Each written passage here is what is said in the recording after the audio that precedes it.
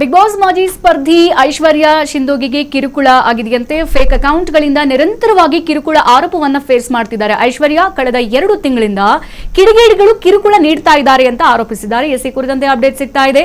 ಅವರ ಗೌರವಕ್ಕೆ ಧಕ್ಕೆಯಾಗ್ತಾ ಇದೆ ಅಂತ ಹೇಳಿಬಿಟ್ಟು ಐಶ್ವರ್ಯ ಶಿಂದೋಗಿ ಆರೋಪ ಮಾಡಿದ್ದಾರೆ. 2022ರಲ್ಲೂ ಕೂಡ ಇದೇ ರೀತಿಯ ಕಿರುಕುಳವನ್ನ ಎದುರಿಸುತ್ತಿದ್ದೆ ಎಂಬುದಾಗಿ ಈಗ ಹೇಳಿಕೆಯನ್ನ ಕೊಟ್ಟಿರುವಂತದ್ದು. ಸದ್ಯ ಕರೆ ಮಾಡಿ ಅಶ್ಲೀಲ ಪದಗಳಿಂದ ನನಗೆ ನಿಂದನೆ ಮಾಡಿದ್ದಾರೆ, ಕಿರುಕುಳ ಕೊಟ್ಟಿದ್ದಾರೆ ಅಂತ ಐಶ್ವರ್ಯ ಅವರು ಆರೋಪವನ್ನ ಮಾಡಿರುವಂತದ್ದು ಗಮನಿಸ್ತಾ ಇದ್ದೀವಿ. ಸ್ಯಾಂಡಲ್ವುಡ್ ನಲ್ಲಿ ಯಾವ ತರದ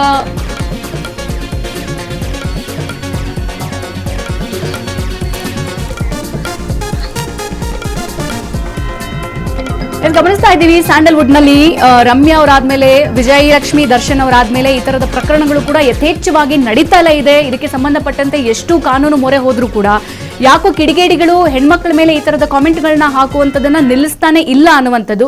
ಈ ಕುರಿತಂತೆ ನೇರವಾಗಿ ಮಾತಾಡೋದಕ್ಕೆ ನಮ್ಮ ಜೊತೆಗೆ ಐಶ್ವರ್ಯ ಸಿಂಧೋಗಿ ಅವರೇ ಫೋನ್ ಸಂಪರ್ಕದಲ್ಲಿ ಜಾಯಿನ್ ಆಗಿದ್ದಾರೆ. ಹಾಯ್ ಐಶ್ವರ್ಯ, ನೋಡ್ತಾ ಇದ್ವಿ ನಿಮ್ಮ ಸುದ್ದಿಯನ್ನ, ನಿಮ್ಗೆ ನೆಗೆಟಿವ್ ಆಗಿ ಕಾಮೆಂಟ್ ಹಾಕ್ತಾ ಇರ್ಬೋದಾಗಿರ್ಬೋದು. ಅದರ ಜೊತೆಗೆ ಹೆಣ್ಮಕ್ಳಿಗೆ ಈ ತರದ ಕಿರುಕುಳ ಮಾಡೋದು ಎಷ್ಟರ ಮಟ್ಟಿಗೆ ಸರಿ ಅಂತ, ನಿಮಗೆ ಯಾವ ತರದ ಕಾಮೆಂಟ್ಗಳನ್ನ ಮಾಡ್ತಾ ಇದ್ರು, ಜೊತೆಗೆ ಯಾರ ವ್ಯಕ್ತಿ, ಏನ್ ಕ್ರಮ ತೆಗೆದುಕೊಂಡಿದ್ದೀರಾ ಅಂತ? ಹಲೋ, ನಮಸ್ತೆ.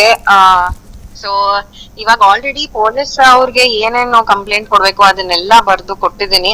ಅಂಡ್ ಕಾನೂನು ಪ್ರಕಾರ ಏನೇನು ಕ್ರಮ ಕೈಗೊಳ್ಬೇಕು ಅದೆಲ್ಲ ಅವ್ರು ಮಾಡ್ತಾ ಇದಾರೆ. ಇನ್ವೆಸ್ಟಿಗೇಷನ್ ಪ್ರಾಸೆಸ್ ಅಲ್ಲಿ ಇದೆ.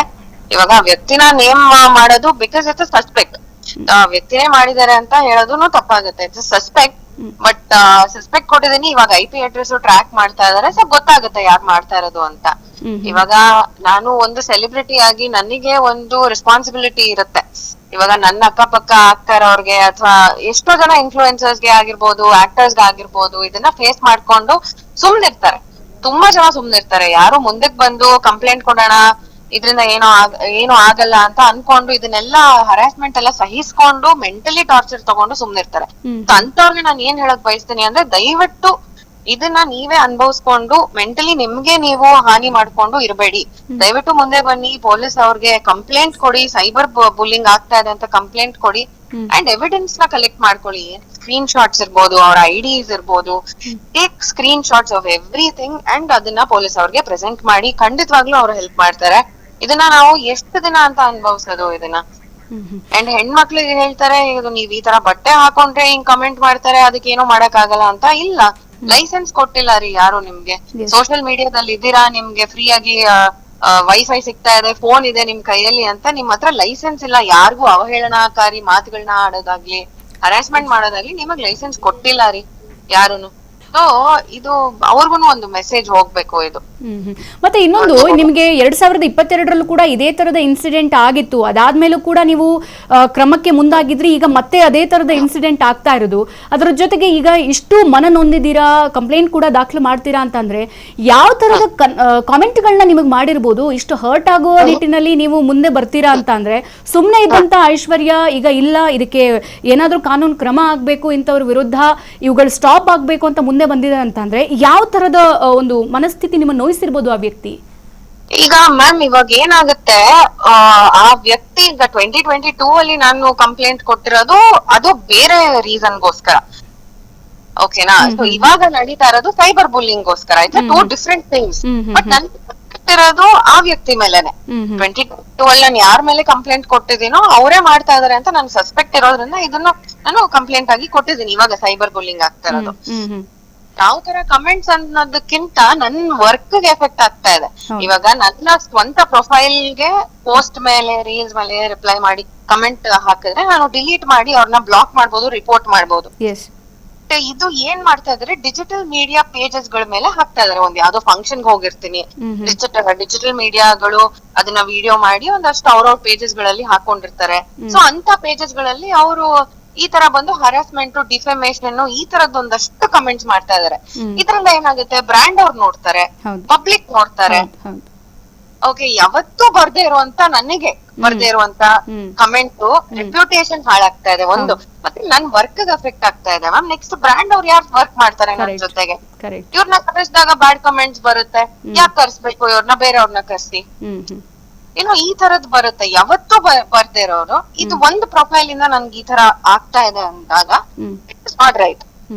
ಈಗ ನಿಮಗೆ ಗೊತ್ತಿರುವ ನಿಮ್ಮ ಸರೌಂಡಿಂಗ್ ಅಲ್ಲಿರುವಂತಹ ವ್ಯಕ್ತಿ ಈ ರೀತಿಯಾಗಿ ನೆಗೆಟಿವ್ ಕಾಮೆಂಟ್ ಅನ್ನ ಹಾಕ್ತಾರೆ, ಅದು ನೀವು ಸಸ್ಪೆಕ್ಟ್ ಅಂತ ಕೂಡ ಹೇಳಿದ್ರಿ.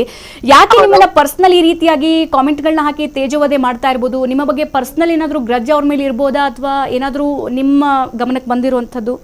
ಮ್ಯಾಮ್ ಅದನ್ನೇ ಕರ್ಸಿ ಕೇಳ್ಬೇಕು. ಇವಾಗ ಅವರೇ ಅಂತ ಕನ್ಫರ್ಮ್ ಆದ್ರೆ ಡೆಫಿನೆಟ್ಲಿ ಕರ್ಸ್ ಕೇಳ್ಬೇಕು. ಬಿಕಾಸ್ ನನಗಂತೂ ಗೊತ್ತಿಲ್ಲ. ಈಗ ಯಾರೇ ನಾನ್ ಏನಾದ್ರು ಅವ್ರಿಗೆ ಅನ್ಯಾಯ ಮಾಡಿದ್ರೆ ಅಥವಾ ಅವರಿಂದ ನನ್ಗೆ ಏನಾದ್ರು ಕಿತ್ಕೊಂಡಿದ್ರೆ ಬಂದು ನನ್ನ ಹತ್ರ ಡೈರೆಕ್ಟ್ ಆಗಿ ಕೇಳ್ಬೋದಿತ್ತು, ಅಥವಾ ನನ್ನ ಹತ್ರನೇ ಜಗಳ ಮಾಡ್ಬೋದಿತ್ತು, ಅಥವಾ ನನ್ ಮೇಲೆ ಕಂಪ್ಲೇಂಟ್ ಕೊಡ್ಬೋದಿತ್ತು. ಈ ತರ ಸೈಬರ್ ಅಲ್ಲಿ ಅಂದ್ರೆ ನೀವು ಸೋಷಿಯಲ್ ಮೀಡಿಯಾ ಪ್ಲಾಟ್ಫಾರ್ಮ್ಸ್ ಅಲ್ಲಿ ಬಂದು ಯಾರನ್ನೋ ಕೆಳಗ್ ಹಾಕ್ತಾ ಇದೀರಾ ಅಂದ್ರೆ ನಿಮ್ಮ ಮನಸ್ಥಿತಿ ಏನು, ನೀವ್ ಎಂತವ್ರು ಅಂತ ಅದನ್ನ ಬಿಂಬಿಸುತ್ತೆ ಅದು ತುಂಬಾ ಚೆನ್ನಾಗಿ, ನೀವ್ ಎಂತವ್ರು ಅಂತ. ಸೊ ಇದು ಮಾಡ್ತಾ ಇರೋದು ಒಂದ್ ನನಗೆ ಕಾಣ್ತಾ ಇರೋ ಒಂದು ಕಾರಣ ಅಂದ್ರೆ ಜೆಲಿಸಿ. ಡೆಫಿನೆಟ್ಲಿ ಒಂದು ಜೆಲಿಸಿ. ಈ ತರ ಇಲ್ಲಿ ಹೋಗ್ತಾ ಇದಾರೆ ಫಂಕ್ಷನ್ ಗಳಿಗೆ, ಬೆಳಿತಾ ಇದಾರೆ, ಬಿಗ್ ಬಾಸ್ ಗೆಲ್ಲ ಹೋಗ್ ಬಂದಿದ್ದಾರೆ. ಈ ತರದೊಂದು ಜೆಲಿಸಿ ನನಗ್ ಕಾಣ್ತಾ ಇರೋ ಕಾರಣ ಸದ್ಯಕ್ಕೆ. ಇವಾಗ ಬೇರೆ ಕಾರಣಗಳನ್ನ ಅವ್ರನ್ನೇ ಕರೆದು ಕೇಳ್ಬೇಕು ಇವಾಗ ಅವರೇ ಅನ್ನೋದಾದ್ರೆ. ಈಗ ನೀವು ಯಾವ ತರದ ಕಾನೂನಿನ ಸ್ಟೆಪ್ ಅನ್ನ ತೆಗೆದುಕೊಂಡಿದ್ದೀರಾ ಅಂತ ಹೇಳಿ, ಯಾಕಂತಂದ್ರೆ ನಾವು ಗಮನಿಸ್ತಾ ಇದೀವಿ ಸುದೀರ್ಘವಾಗಿ ರಮ್ಯಾ ಅವರಾಯ್ತು, ವಿಜಯಲಕ್ಷ್ಮಿ ದರ್ಶನ್ ಅವರಾಯ್ತು, ತಿಂಗಳಿಗೆ ಸ್ಯಾಂಡಲ್ವುಡ್ ನಲ್ಲಿ ಇಂತಹ ಹಲವಾರು ಪ್ರಕರಣಗಳನ್ನ ನಾವು ನೋಡ್ತಲೇ ಇರ್ತೀವಿ. ಸೊ ಇದು ಫೈನಲಿ ಒಂದು ಫುಲ್ ಸ್ಟಾಪ್ ಅಂತ ಬರಬೇಕು. ಇದಕ್ಕೆ ಇಂತ ಕಾಮೆಂಟ್ ಮಾಡೋರು 40 ಸಲ ಯೋಚನೆ ಮಾಡಿ ಹಿಂಗ್ ಹಾಕಿದ್ರೆ ಈ ತರ ಸಿಚುವೇಶನ್ ನಾವು ಫೇಸ್ ಮಾಡ್ಬೇಕಾಗತ್ತೆ ಅನ್ನೋದು ಅವ್ರ ಗಮನಕ್ಕೆ ಬರ್ಬೇಕು ಅಂತ ಅಂದ್ರೆ ನಿಮ್ ನೆಕ್ಸ್ಟ್ ಸ್ಟೆಪ್ ಯಾವ ತರ ಇದೆ? ಹೆಂಗ್ ಕಾನೂನು ಮೊರೆ ಹೋಗಿದ್ದೀರಾ ನೀವು ಅಂತ? ಮ್ಯಾಮ್ ನಾನಂತೂ ಕಾನೂನಲ್ಲಿ ಪೂರ್ತಿ ನಂಬಿಕೆ ಇಟ್ಟಿದ್ದೀನಿ, ನಂಬ್ತೀನಿ ಕೂಡ. ಅಂಡ್ ಅಷ್ಟೇ ಸಪೋರ್ಟ್ ಮಾಡ್ತಾ ಇದಾರೆ. ಲೀಗಲ್ ಆಗಿ ಏನೇನ್ ಸ್ಟೆಪ್ ತಗೊಬೇಕು ಅದನ್ನ ಮಾಡಿದೀನಿ. FIR ಲಾಡ್ಜ್ ಮಾಡಿದ್ದಾರೆ ಆಲ್ರೆಡಿ. ಯಾವ ಸೆಕ್ಷನ್ ಅಲ್ಲಿ ಏನೇನ್ ಬರುತ್ತೋ ಅದ್ರ ಪ್ರಕಾರ FIR ಲಾಡ್ಜ್ ಮಾಡಿದ್ದಾರೆ. ನೆಕ್ಸ್ಟ್ ಕೋರ್ಟ್ ಅಲ್ಲಿ ಡಿಫಮೇಶನ್ ಹರಾಸ್ಮೆಂಟ್ ಕೇಸ್ಗೂ ನಾನು ಫೈಲ್ ಮಾಡ್ಬೇಕು. IP ಅಡ್ರೆಸ್ ಬಂದಿದ ತಕ್ಷಣ ಅದನ್ನು ಮಾಡ್ತೀನಿ. ಪ್ಲಸ್ ನಾನು ಅದನ್ನೇ ಹೇಳ್ತಾ ಇರೋದು ಮ್ಯಾಮ್, ಯಾರು ಇವಾಗ ಇದನ್ನೆಲ್ಲ ನುಂಗ್ಕೊಂಡ್ ಯಾರು ಇರ್ತಾರೆ ಅವ್ರಿಗೆ ಏನು ಸಹಾಯ ಆಗಲ್ಲ ಮ್ಯಾಮ್. ಅವ್ರ ಮುಂದೆ ಬರ್ಬೇಕು. ಯಾರ್ಯಾರು ಇದನ್ನೆಲ್ಲ ಫೇಸ್ ಮಾಡ್ತಾ ಇದಾರೆ ಅವ್ರ ಮುಂದೆ ಬರ್ಬೇಕು. ಬಿಕಾಸ್ ಇದೆಲ್ಲ ಯಾರ್ಯಾರು ಫೋನ್ ಇಟ್ಕೊಂಡು ಇದನ್ನೆಲ್ಲ ಟೆಕ್ಸ್ಟ್ ಮಾಡ್ತಾ ಇದಾರೋ ಅವ್ರಿಗೆಲ್ಲ ಬುದ್ಧಿ ಕಲಿಸ್ದಂಗ ಆಗುತ್ತೆ. ಒಂದ್ ಮೆಸೇಜ್ ಮಾತ್ರ ಇರುತ್ತೆ, ಅವ್ರ ಧೈರ್ಯ ಇಲ್ಲ, ಅವ್ರ ಮುಖ ಕೊಟ್ಟು ಮಾತಾಡಲ್ಲ, ಮುಖ ಇರಲ್ಲ, ಬರೀ ಟೆಕ್ಸ್ಟ್ ಮಾತ್ರ ಇರುತ್ತೆ. ಅವ್ರ ಬಿಟ್ಟಿರೋ ಅಂತ ಹೊಲಸಾದ ಒಂದು ಕಮೆಂಟ್ ಗಳು ಇರುತ್ತೆ ಅಷ್ಟೇ, ಬಿಟ್ರೆ ಅವ್ರ ಮುಖ ಕೊಟ್ಟು ಮಾತಾಡಲ್ಲ, ಧೈರ್ಯ ಇರಲ್ಲ ಇವ್ರಿಗೆಲ್ಲ. ಸೊ ಇಂಥವ್ರನ್ನ ಕಾನೂನ್ ಪ್ರಕಾರ ಏನೇನ್ ಮಾಡ್ಬೇಕು ಎಳ್ಕೊಂಡ್ ಬಂದು ಮೀಡಿಯಾ ಮುಂದೆ ಕೂರ್ಸಿ ಈ ತರ ನೀನ್ ಕಮೆಂಟ್ ಮಾಡಿದ್ಯಾ ಏನ್ ಹೇಳ್ಬೇಕು ಅಂತ ಅವ್ರನ್ನ ಇಂಟರ್ವ್ಯೂ ಮಾಡ್ಬೇಕು ಇಂಥವ್ರಿಗೆಲ್ಲ. ಎಸ್, ಈಗ ನಾವು ನೋಡ್ದಂಗೆ ಐಶ್ವರ್ಯ ಸಿಂಧೋಗಿ ಅವ್ರನ್ನ ಬಿಗ್ ಬಾಸ್ ಅಲ್ಲಿ ನೋಡಿದ್ಮೇಲೆ ಇದ್ದಂತಹ ಮನಸ್ಥಿತಿನೇ ಚೇಂಜ್ ಆಗೋಯ್ತು. ಯಾಕಂತಂದ್ರೆ ಖಳನಾಯಕಿಯಾಗಿ ಪಾತ್ರ ಮಾಡಿದವರು ನೀವು ಧಾರಾವಾಹಿಯಲ್ಲಿ. ಆಮೇಲೆ ಹೌದಲ್ಲಪ್ಪ, ಈ ಹುಡುಗಿ ಇಷ್ಟು ಸಿಂಪಲ್, ಇಷ್ಟು ಬಹಳ ಮೃದು ಮನಸ್ಸಿನ ಹುಡುಗಿ ಆದ್ಮೇಲೆ ಬಿಗ್ ಬಾಸೇ ಮರಳಾಗಿದ್ದಂತಹ ಹುಡುಗಿ, ನಿಮ್ಮ ಒಂದು ವಿಚಾರಗಳಾಗ್ಲಿ, ನೀವು ಇದ್ದಂತಹ ಒಂದು ರೀತಿ ನೀತಿಗಾಗ್ಲಿ, ಇಂಥ ಹುಡುಗಿ ಮೇಲೂ ಈ ತರದ ಕಾಮೆಂಟ್ಗಳನ್ನ ಮಾಡ್ತಾರೆ, ಈ ರೀತಿಯಾಗಿ ತೇಜೋವಧೆ ಮಾಡ್ತಾರೆ ಅಂತ ಅಂದ್ರೆ ಬಹುಶಃ ನಿಮ್ ಬಗ್ಗೆ ಚೆನ್ನಾಗಿ ಗೊತ್ತಿದ್ದು ನಿಮ್ಮನ್ನ ಬಹಳ ಡೌನ್ ಮಾಡಿ ನೀವು ಏನಿವಾಗ ಬ್ರ್ಯಾಂಡ್ಸ್ಗಳಾಗಿರ್ಬೋದು ಜೊತೆಗೆ ಸೋಷಿಯಲ್ ಮೀಡಿಯಾ ಯಾವ ರೀತಿಯಾಗಿ ಮುಂದೆ ಬರ್ತಿದ್ದೀರಾ, ಸಹಿಸ್ಕೊಳ್ಳಕ್ಕಾಗದೆ ಕಂಪ್ಲೀಟ್ ಆಗಿ ನಿಮ್ಮನ್ನ ಡೌನ್ ಮಾಡೋದಕ್ಕೆ ಈ ರೀತಿ ಆರೋಪಗಳು ಮಾಡ್ತಿರಬಹುದು. 100% ನೀವ್ ಹೇಳಿದಂತೂ 100% ಕರೆಕ್ಟ್. ನಮ್ಮ ರೆಪ್ಯುಟೇಷನ್, ಡಿಫಮೇಷನ್ ಇದನ್ನೆಲ್ಲ ಹಾಳ್ ಮಾಡಕ್ಕೆ ಅಂತಾನೆ ಮುಂದೆ ನುಗ್ತಾ ಇದಾರೆ, ಈ ತರ ಕಮೆಂಟ್ ಮಾಡ್ತಾ ಇದಾರೆ. ಒಂದಲ್ಲ, ಎರಡಲ್ಲ, 10, 20 ಫೇಕ್ ID ಪ್ರೊಫೈಲ್ಸ್ ನ ಕ್ರಿಯೇಟ್ ಮಾಡ್ಕೊಂಡು ಈ ರೀತಿ ಮಾಡ್ತಾ ಇದಾರೆ. ಇದೆಲ್ಲ ನನ್ ಗೊತ್ತಿದ್ದು ಸುಮಾರು ತಿಂಗಳು ನಾನ್ ಸುಮ್ನಿದ್ದೆ. ಬಿಗ್ ಬಾಸ್ ಆದ್ಮೇಲೆ ಇನ್ನೂ ತುಂಬಾ ಜಾಸ್ತಿ ಆಗೋಯ್ತು. ಇದೊಂದೇ ಅಲ್ಲ, ನನ್ನ ಕೋ ಕಂಟೆಸ್ಟೆಂಟ್ಸ್ ಆಗಿರುವಂತ ಬಿಗ್ ಬಾಸ್ ಕಂಟೆಸ್ಟೆಂಟ್ಸ್ ಗೂ ಟ್ರೈ ಮಾಡಿದ್ದಾರೆ ಮೆಸೇಜ್ ಮಾಡಕ್ಕೆ ಇನ್ಸ್ಟಾಗ್ರಾಮ್ ಅಲ್ಲಿ. They try to get in touch with them and ಅದನ್ನು ಪ್ರೂಫ್ ಇದೆ ನಮ್ಮ ಹತ್ರ. ಇವಾಗ ಎಲ್ಲ ಕಂಪ್ಲೇಂಟ್ ಗಳನ್ನು ಸೇರಿಸಿ ನೀವು ಕಂಪ್ಲೇಂಟ್ ಲಾಡ್ಜ್ ಮಾಡಿದೀರಾ ಅಥವಾ ನಿಮ್ಮ ಕಂಪ್ಲೇಂಟ್ ಮಾತ್ರ ಕೊಟ್ಟಿರುವಂತದ್ದ? ಇಲ್ಲ ಮ್ಯಾಮ್, ನನ್ನ ಕಂಪ್ಲೇಂಟ್ ನನಗೆ ಏನೇನು ಬಂದಿದೆ ನೋಟಿಸ್ಗೆ ಅದನ್ನ ಮಾತ್ರ ನಾನು ಕೊಟ್ಟಿದ್ದೀನಿ. ಅಂದ್ರೆ ಅಷ್ಟು ಹರ್ಟ್ ಆಗೋ ರೀತಿಯಲ್ಲಿ ಕಾಮೆಂಟ್ ಮಾಡಿದ್ದಾರೆ ಅಂತಂದ್ರೆ ಹೇಳ್ಕೊಳ್ಳುವಂತಹ ಕಾಮೆಂಟ್ಸ್ ಗಳ ಅವು ಯಾವ ತರ ಅಂತ ಹೇಳಿ? ಇಲ್ಲ, ಅವರು ತುಂಬಾ ಸ್ಮಾರ್ಟ್ ಆಗಿ ಕಮೆಂಟ್ ಮಾಡಿದ್ದಾರೆ. ಯಾವ್ದು bad slang, bad words use ಮಾಡಿದಿರ ಕಮೆಂಟ್ ಮಾಡಿದ್ದಾರೆ. But at the same time ತುಂಬಾ ಡಿಫೇಮ್ ಮಾಡೋ ತರಾನು ಕಮೆಂಟ್ ಮಾಡಿದ್ದಾರೆ. ಇವ್ರನ್ನೆಲ್ಲ ಯಾಕೆ ಕರೆಸ್ತೀರಾ, ಬೇರೆ ಯಾರು ಸಿಕ್ಕಿಲ್ವಾ ನಿಮ್ಗೆ? ಅಂಡ್ ನೋಡಿ ಹೊಟ್ಟೆ ಮೇಲೆ ಏನೋ ನಂದು ಬಾಡಿ ಟೇಪ್ ಹಾಕೊಂತಾರೆ ಗೊತ್ತಾ, to keep the pallu in place. So ಆ ಬಾಡಿ ಟೇಪ್ ಏನಾಗೋಗಿತ್ತು, ನನ್ ಹೊಟ್ಟೆ ಮೇಲೆ ಅದು ಸ್ಟಕ್ ಆಗಿತ್ತು ಟೇಪ್. ಅದನ್ನ ಹಾಕ್ಬಿಟ್ಟು ನೋಡ್ಬಿಟ್ಟು ಸರ್ಜರಿ ಆಗೋಗಿದೆ ಇವ್ರಿಗೆ, ಏನದು ಹೊಟ್ಟೆ ಮೇಲೆ ಟೇಪ್ ಎಲ್ಲ ಇದೆ, ಸರ್ಜರಿ ಆಗೋಗಿದೆ, ಏನೋ ಬಯೋಪ್ಸಿ ಆಗಿರ್ಬೇಕು. ನನಗೆ ಮಸ್ಕ್ಯುಲರ್ ಸ್ಪ್ರೇನ್ ಆಗಿದೆ ಕಾಲಲ್ಲಿ, ಹೌದು. ಅದಕ್ಕೆ ಫ್ಲಾಟ್ ಚಪ್ಪಲಿ ಹಾಕೊಂಡ್ರೆ ಸೀರೆಗೆ ಯಾರು ಈ ತರ ಚಪ್ಪಲಿ ಹಾಕೊಂತಾರೆ, ಒಂದ್ ಫ್ಯಾಷನ್ ಸೆನ್ಸ್ ಇಲ್ವಾ, ಅವ್ರನ್ನ ನೋಡ್ ಕಲ್ತ್ಕೊಳ್ಳಿ ಇವ್ರನ್ನ ನೋಡ್ ಕಲ್ತ್ಕೊಳ್ಳಿ ಅಂತ ಒಂದಷ್ಟು ಅದೇ ಪ್ರೊಫೈಲ್ ಇಂದ ಇದಿಷ್ಟು ಕಮೆಂಟ್ಸ್ ಬಂದಿರೋದು. ಓಕೆ, ಈಗ 10ರಲ್ಲಿ 11 ಆ ತರದ್ದು ಏನಾದ್ರೂ ಕೇಸ್ ಆಗದೆ ಇರ್ಲಿ, ಈಗ ನಿಮಗೂ ಕೂಡ ನೀವೇನ್ ಕೇಸ್ ಕೊಟ್ಟಿದ್ದೀರಲ್ಲ, ಬಹಳಷ್ಟು ಕೇಸ್ಗಳನ್ನ ನೋಡಿದೀವಿ, ಅದಕ್ಕೆ ಆರೋಪಿಗಳನ್ನ ಹಿಡಿಯೋದು ಶಿಕ್ಷೆ ವಿಧಿಸೋದು ಬಹಳ ಕಡಿಮೆ ಆಗ್ಬಿಟ್ಟಿದೆ. ಯಾಕಂದ್ರೆ ಸಿಗ್ತಾ ಇಲ್ಲ, IP ಅಡ್ರೆಸ್ ಏನೋ ಮಾಡಿ ಯಾವುದೋ ಬೇರೆ ರೀತಿಯಲ್ಲಿ ಕಾಮೆಂಟ್ಗಳನ್ನ ಮಾಡ್ತಾರೆ. ಈಗ ಕಾನೂನಿನ ಮುಖಾಂತರ ಅಥವಾ ಪೊಲೀಸರ ಮುಖಾಂತರ ನಿಮಗೆ ಯಾವ ತರದ ಒಂದು ಪಾಸಿಟಿವ್ ರೆಸ್ಪಾನ್ಸ್ ಸಿಕ್ಕಿದೆ, ಏನ್ ಹೇಳಿದ್ದಾರೆ ಈಗ?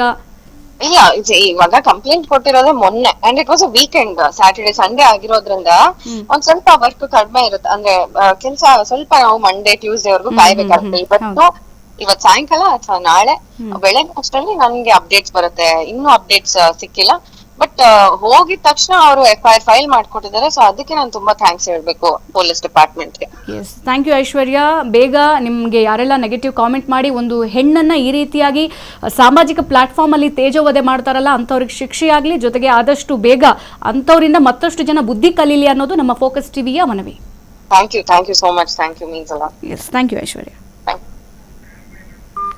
ಎಸ್, ಗಮನಿಸ್ತಾ ಇದ್ದೀವಿ ಸೋಷಿಯಲ್ ಮೀಡಿಯಾದಲ್ಲಿ ಈಗ ಮಹಿಳೆಯರ ಕುರಿತು ನೆಗೆಟಿವ್ ಆಗಿ ಕಾಮೆಂಟ್ ಮಾಡೋರು, ನಾಲಿಗೆ ಹರಿಬಿಡೋರು ಇದು ಮೊದಲೇನಲ್ಲ. ಈ ಹಿಂದೆ ರಮ್ಯಾ ಅವರ ಕೇಸಲ್ಲೂ ಕೂಡ ನಾವು ಗಮನಿಸಿದ್ವಿ, ಅದಾದ್ಮೇಲೆ ವಿಜಯಲಕ್ಷ್ಮಿ ದರ್ಶನ್ ಅವರ ಕೇಸಲ್ಲೂ ಕೂಡ ನಾವು ಗಮನಿಸಿದ್ವಿ. ಯಾವೆಲ್ಲ ರೀತಿಯಲ್ಲಿ ಕೆಟ್ಟ ರೀತಿಯಲ್ಲಿ ಕಾಮೆಂಟ್ಸ್ಗಳನ್ನ ಹಾಕಿದ್ರು, ಅದು ಕಾನೂನಿನ ಮುಖಾಂತರ ಯಾವ ಲೆವೆಲ್ಗೆ ಹೋಯಿತು, ಜೊತೆಗೆ ಒಂದಷ್ಟು ಆರೋಪಿಗಳನ್ನ ಪೊಲೀಸರು ಅರೆಸ್ಟ್ ಕೂಡ ಮಾಡಿದ್ರು.